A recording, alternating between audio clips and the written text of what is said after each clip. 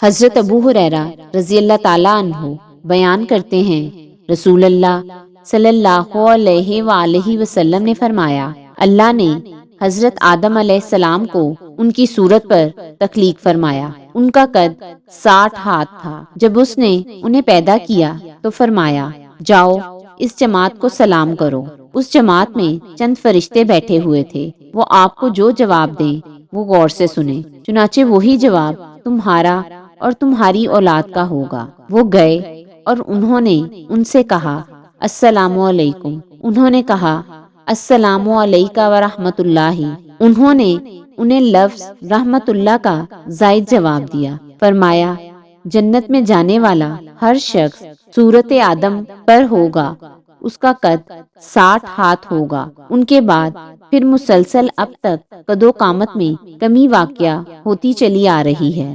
حضرت عبداللہ بن عمر رضی اللہ تعالیٰ عنہ سے روایت ہے کہ ایک آدمی نے رسول اللہ صلی اللہ علیہ وآلہ وسلم سے دریافت کیا، کون سا آداب سلام بہتر ہے؟ فرمایا، یہ کہ تم کھانا کھلاؤ اور تم جسے جانتے ہو اسے بھی اور جسے نہیں جانتے اسے بھی سلام کرو۔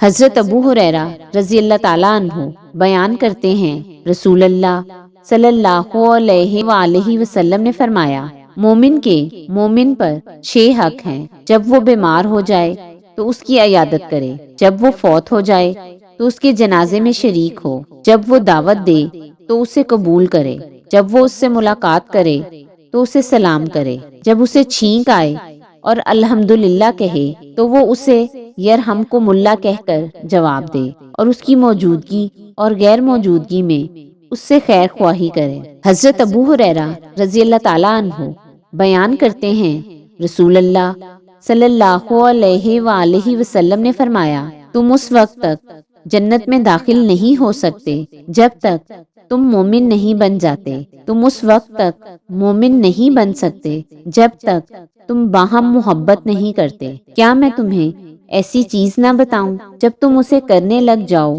تو تمہاری باہم محبت ہو جائے؟ آپس میں سلام پھیلاؤ۔